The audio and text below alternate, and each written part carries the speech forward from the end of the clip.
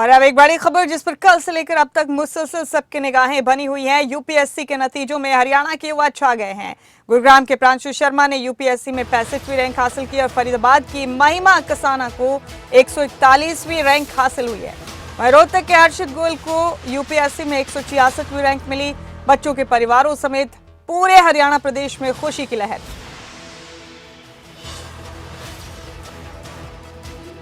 और हमारे साथ इस वक्त हमारे साथी फरीदाबाद से अनिल राठी मौजूद हैं। सीधे महिमा उनके साथ मौजूद हैं। अनिल राठी महिमा से बात करेंगे, बताएंगे उनसे बात करके कि कैसा था महिमा का यहाँ तक का सफर और इस कामयाबी पर वो और उनका परिवार क्या महसूस करता है, क्या चुनौतियां उन्होंने देखी इस पूरे सफर में, कितनी मेहनत कितनी जद्दोजहद चाहिए यूपीएस का इम्तिहान पास करके मुल्क की देश की इतनी अहम सर्विस में अपना योगदान देने के लिए। अनिल।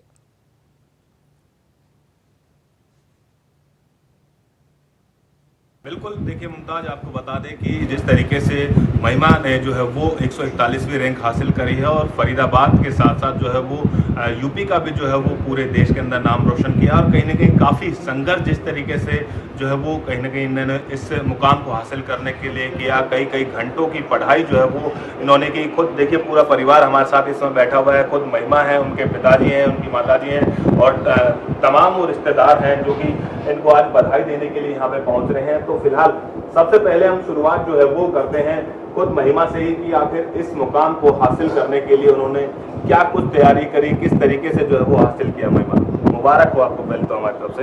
Thank you. मैंने पढ़ाई स्टार्ट करी थी 2020 में और उसके बाद मैंने फर्स्ट अटेम्प्ट 2021 में दिया था जो मेरा फेल हो गया था। मेरा प्रीलिम्स फेल हुआ तो उसके बाद आई रियलाइज़ कि stress is the most important factor जिस वजह से मेरा पेपर क्लियर नहीं हो पाया। और उसके बाद मैंने मेजर फोकस जो दिया वो ये एक चीज़ जो डेली टारगेट्स पर और दूसरा अपने स्ट्रेस पर। तो मैं ज़्यादा घंटे पढ़ाई नहीं करती थी, पर जितनी पढ़ाई करती थी मेरी कोशिश थी कि वो इफ़ेक्टिव पढ़ाई हो और बाकी दिन मैं कुछ रिलैक्स कर सकूँ या कुछ और अपना बाहर घूम सकूँ या कुछ अपने दोस्तों से, फ्रेंड से मिल सकूँ। मैंने अपने आप को कम्प्लीटली शट आउट नहीं किया था वर्ल्ड से कि ऐसा ना हो कि मेरे अंदर प्रेशर बिल्ड हो जाए। तो आई थिंक ये चीज़ें हैं जो हेल्प करेगी मुझे। थोड़ा सा अपने बारे में बता दीजिए, कहाँ आपकी पढ़ाई हुई है, किस तरीके से जो है वो आपने कौन सी शिक्षा कहाँ से ली है, थोड़ा उसके बारे में बता दीजिए। सर, मेरी स्कूलिंग 12th तक फरीदाबाद से हुई है, एमवीएम स्कूल अरावली हिल से। अब मैंने अपनी बैचलर्स इन इकोनॉमिक्स किया है, economics honours in Hindu college, और मेरी मास्टर्स है from Jawaharlal Nehru university also in economics. उसके बाद 2020 में I started preparing for civil services. Mummy papa का किस तरीके का जो है वो सहयोग रहा उनके लिए, किस तरीके से? मेरे पेरेंट्स का मेरे लिए बहुत इंपॉर्टेंट रोल रहा है। मैं ये कहूँगी कि अगर मेरे पेरेंट्स इतने सपोर्टिव नहीं होते तो बहुत मुश्किल हो जाता है पेपर के लिए पढ़ना, क्योंकि अगर आपके पेरेंट्स ही आपको प्रेशर कर रहे हो या आपके स्ट्रेस आ रहा हो घर फैमिली की तरफ से तो पढ़ाई इम्पॉसिबल है। तो आई थिंक मेरे पेरेंट्स ने फोकस किया है कि मैं स्ट्रेस ना लूँ। अगर मैं ज़्यादा टेंशन ले रही थी तो वो बोलते थे कि आगे मत पढ़ो, पूरे दिन रिलैक्स करो। तो मुझे कभी भी फोर्स नहीं किया कि पढ़ो। तो आई थिंक वो हेल्प करा मुझे। मैसेज क्या देना चाहोगे उन युवाओं को जो कि आज की डेट में इस मुकाम को हासिल करना चाहते हैं? क्या प्रेरणा आपसे लें? मेजर चीज़ जो इस पेपर में रिक्वायर्ड है वो है कंसिस्टेंसी।